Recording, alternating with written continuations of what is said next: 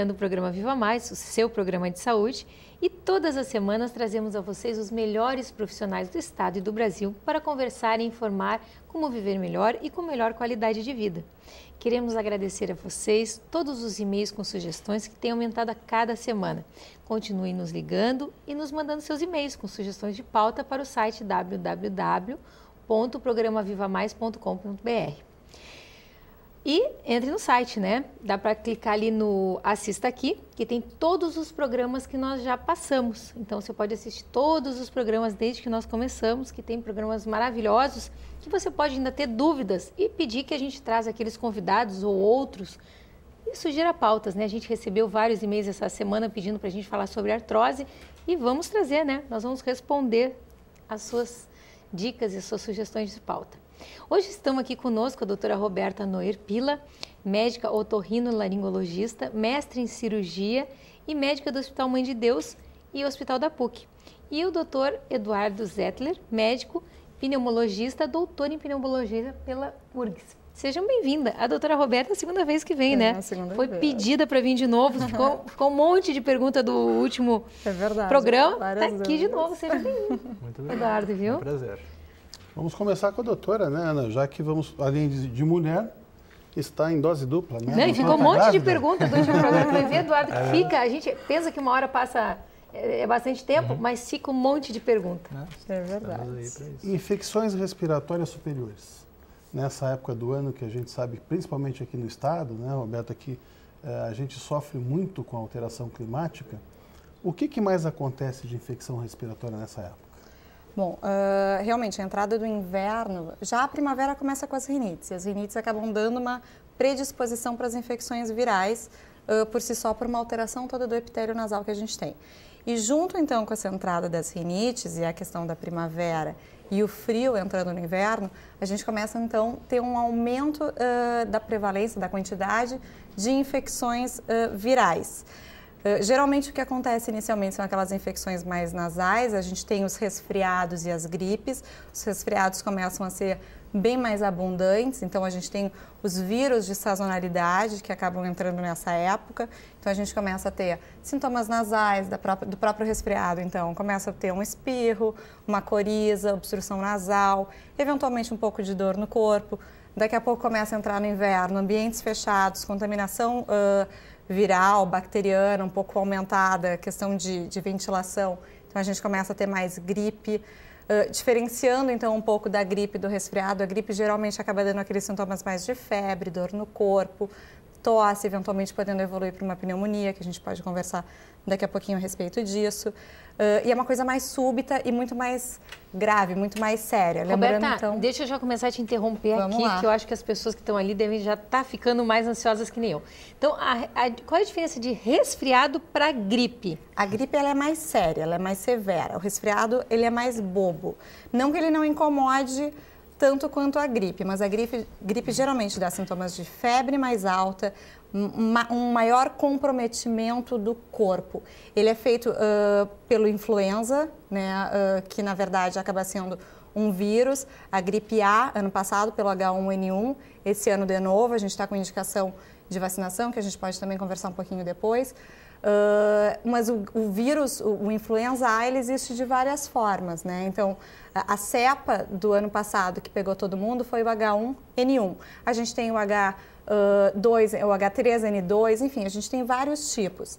E aí, mais ou menos, a gente tem que cuidar nessa questão de processo de contaminação, gotícula salivar, secreção nasal, contato direto de superfícies que estão contaminadas com as gotículas ou gotícula direta de contágio. Então, a gripe e o resfriado, na verdade, eles vão ser transmitidos de uma maneira muito semelhante. A questão que muda é o tipo de vírus que está relacionado a esse processo. Os resfriados, geralmente, é para influenza, rinovírus, adenovírus, enfim, são vírus um pouco mais, com menos repercussão de corpo, então dá mais sintoma nasal, um pouco de cefaleia, espirro, são sintomas realmente mais leves. E para eles desenvolverem uma sinusite, o que leva a desenvolver daí de um resfriado e de uma gripe para uma sinusite? É uma predisposição da pessoa ou não? Também ajuda, a questão imunológica, estado, toda a parte nutricional e imunológica está relacionada a isso também. Mas, acima de tudo, é uma alteração epitelial. Então, o que acontece é que, na verdade, o nosso epitélio do nariz, ou da faringe, enfim, seja o que for, para a sinusite especificamente do nariz, ele fica um pouquinho diferente. Então, o agente agressor, que é o vírus, ou a rinite, por exemplo, vai fazer com que a gente mude a estrutura do epitélio do nariz, a pele de dentro do nariz. Essa pele fica mais predisposta porque ela começa a ter que, por exemplo, secretar mais líquido. A gente fica com aquela secreção nasal e essas alterações todas epiteliais fazem com que esse epitélio fique mais predisposto a uma contaminação secundária bacteriana. Então, geralmente ela acontece por uma contaminação secundária, não é uma contaminação primária, porque ela vem após um processo alérgico ou viral, e aí acaba fazendo com que essa mucosa então se contamine e crie, por exemplo, um sintoma de sinusite, que pode ser de região de seio maxilar, que são os seios da face aqui da região atrás da bochecha, etimoidal, frontal, que é aquela mais superior. Então, a gente tem alguns tipos de sinusite, o tratamento vai ser quase sempre o mesmo, mas em locais diferentes. E daí que alguns pacientes, então, às vezes reclamam. Eu tenho aquela dor aqui, atrás da bochecha, no dente, dói meu dente. Não, acontece muito chegar lá no consultório achando que tem dor de dente e a gente vai fazer o diagnóstico e ver que não é uma sinusite que o paciente está gripado. Exatamente. Mas tem como a gente evitar de, por exemplo, tu tá gripado, tem como tu evitar de chegar a uma sinusite? Tem. Na verdade, todas essas coisas de... A principal forma é, claro, além de um bom estado nutricional, que a gente sempre fala que é muito importante, questão imunológica, estresse, higiene nasal. Uma das coisas que a gente mais faz para que os processos riníticos ou infecciosos virais não se transformem e não se agudizem ou não piorem, é fazer uma higiene nasal adequada. Assoar o nariz ao invés de... Assoar e lavagem com soro. A gente tem que usar soro ou medicações que a gente tem de spray nasal para alguns pacientes que acabam não tolerando muito a lavagem com soro fisiológico, mas higiene nasal. A gente tem que deixar aquele muco não ficar estático, aquela secreção não ficar parada no nariz. Então, a gente limpa, lava bastante, eventualmente usa, então, descongestionantes quando for necessário, algumas medicações tópicas, raramente, a gente falou no outro programa do uso de vasoconstritores nasais, que a gente contraindica, né, mas tem as suas indicações, mas de maneira geral... Os vasoconstritores, eles podem promover uma maior facilidade à infecção? Na verdade, não, é que as pessoas acabam se viciando muito facilmente, né?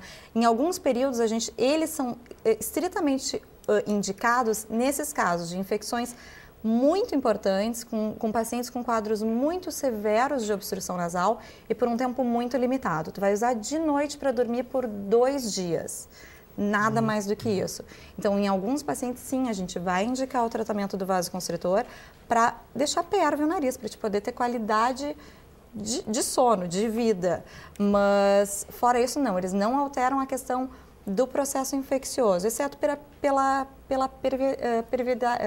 permeabilidade nasal, que acaba ficando mais pérvio e, consequentemente, não faz tanta secreção. O paciente que usa isso de forma crônica, o paciente que cronifica o uso da medicação, ele vai ter aquele efeito rebote, né? Vai. Que a mucosa seca, quer dizer, a pelezinha de dentro do nariz vai diminuir durante o uso, passa o efeito do remédio, ela aumenta de novo. E o paciente angustiado, tem gente que usa, eu já vi gente usar assim, tem na bolsa, acaba o frasquinho e ficam desesperados.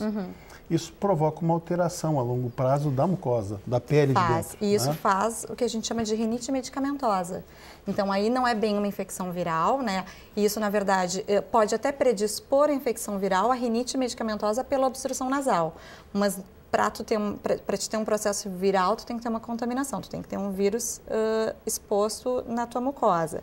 Mas a rinite medicamentosa, então, que é essa rinite causada pelo uso crônico de vasoconstritor, que faz a gente ter, então, essa vasodilatação e a vasoconstricção desse epitélio, faz realmente a gente ficar com obstrução nasal e, às vezes, então, com o nariz trancado, tem o contato com um processo viral, infecta do vírus e, consequentemente, fica mais fácil, então, de pegar uma infecção bacteriana como uma sinusite.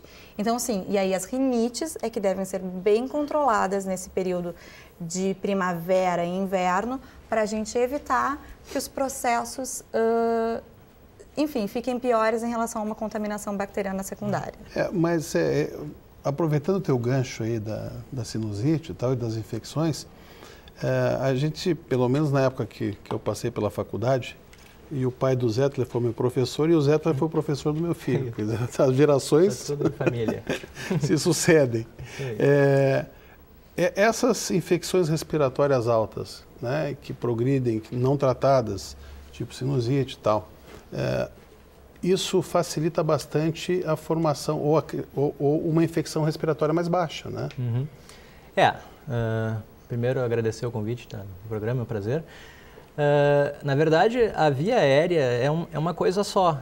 Ela começa na via aérea superior e continua até a via aérea inferior. Então, na verdade, tudo que ela falou que acontece na via aérea superior acontece de uma maneira semelhante na via aérea inferior, né? Então, uma infecção por um vírus, né, pode danificar o epitélio, esse epitélio que ela mencionou, que reveste toda a nossa via aérea, que é formado basicamente por um epitélio ciliado. Tem aqueles cílios, que são aqueles cabelinhos que servem para varrer, literalmente varrer os agentes invasores que penetram na nossa via aérea. Então, uma infecção por um vírus, principalmente esse vírus da gripe, o vírus influenza, é capaz de lesar esse epitélio, de danificar esse epitélio, de destruir os cílios. Grandes áreas de cílios podem ser totalmente destruídas, né? Então, a gente perde esse importante mecanismo de defesa, que é essa limpeza ciliar. A gente perde, então, essa primeira linha de defesa das nossas vias aéreas, né? Então, qualquer infecção por vírus, né, é capaz, né, de dar os mesmos tipos de complicações bacterianas, né? Então, com isso, as bactérias ficam livres para causar estrago, né? Elas geralmente são defendidas por essa depuração, essa limpeza ciliar, né? Então, perdendo esse mecanismo de defesa, a gente fica mais sujeito tanto a infecções de vias aéreas superiores quanto inferiores. O princípio é mais ou menos o mesmo. Esse pessoal que tem sinusite, eu vi muito paciente se queixar que por uma sinusite crônica, tal, quando vai dormir, muitas vezes essa secreção contaminada, ela acaba aspirada até mesmo pela falta de ação dos cílios, né? Isso. Porque se o cara perde o efeito de a vassourinha. A vassourinha de varrer. Brinca paciente E a são tosse as vassourinhas do expelir, corpo, né? Ele pode acabar fazendo uma pneumonia. Claro. Então, podendo traduzir um pouquinho para os nossos amigos que estão nos escutando, né? Pode começar numa sinusite e terminar numa pneumonia. Exatamente. Né? Então, né? Como eu mencionei, é uma coisa só. Na verdade, a via aérea se comunica, né, interage totalmente. Os processos superiores refletem na parte inferior. Né? Então, as coisas estão interligadas. E deixa eu tentar resolver alguns mitos aqui que a gente tem. Dormir de cabeça molhada, pode começar o resfriado e a gripe? Bom, volto de novo então àquela coisa. Um paciente absolutamente normal, do ponto de vista nutricional e imunológico, é mito. Se ele está normal, ele é extremamente saudável, não tem grande probabilidade disso acontecer. Nem dor de garganta, tipo assim, vai dormir de cabelo molhado, vai dar dor de garganta, guria? Não, tem gente... Isso é coisa da avó da gente. Tem gente que acontece, tem gente que não acontece, andar de pé no chão, sair na rua, enfim, com o cabelo molhado, a mesma coisa. É realmente a questão do mito. O grande ponto entre o mito e a verdade, e que existe um pouquinho de verdade, é que a gente pode, por exemplo, com o cabelo molhado, perder calor, e a perda de calor do corpo faz a gente, então, ter frio, porque superfícies molhadas fazem a gente ter uma vasodilatação para aquecer a parte de pele. E essas alterações todas vasculares e imunológicas que acontecem no corpo, esse desequilíbrio leve que a gente tem, pode acabar fazendo uma predisposição a alguns processos. Então, enfim, tu sente frio, e aí é a mesma coisa de sentir frio. Tu vai fazer uma alteração imunológica no teu corpo, alteração epitelial, sejam essas alterações locais ou sistêmicas que acabam predispondo algumas manifestações. Então, ao invés do organismo estar forte, ele vai estar mais debilitado. Exatamente. E principalmente se ele tiver algumas condições específicas. Agora, pacientes absolutamente saudáveis e que dormem de cabelo molhado não necessariamente vão ficar gripados. E o saudável é estresse, que altera a parte imunológica, e hoje é o grande vilão da maioria das nossas doenças, a questão de estresse, ansiedade, má alimentação, e tudo acabam realmente prejudicando um pouco. Então, não existe nada verdadeiro em relação a esses mitos, mas a gente sabe que algumas coisas, então, que eles acabam tendo como consequência, né? Então, eu andar de pé no chão, não necessariamente causa isso, mas tu vai acabar eventualmente não só de pé no chão, mas enfim, sentindo frio, fazendo aí dormindo num ambiente frio, fazendo um broncoespasmo, fazendo uma alteração da mucosa nasal, ressecando a mucosa nasal, que vai ficar pouco úmida e, consequentemente, vai ficar mais predisposta a algumas infecções. Então, na verdade, isso acaba sendo um pontinho de gatilho para algumas outras manifestações que vão ser as causadoras, mas isso não especificamente. A gente sabe que as grandes alterações de temperatura podem provocar uma baixa imunológica, né? Não é só o excesso de frio, um excessivo calor também, né? Não, e foi uma boa dica, porque, na verdade, o estresse é mais sério do que uma cabeça molhada. Mas você não saia daí que nós estamos começando o comercial. Vamos voltar com o Dr. Zettler, vamos voltar com o Zettler, que ficou pronto para falar. Nós estamos cortando ele. Nós vamos começar para a próxima, tá, Zettler?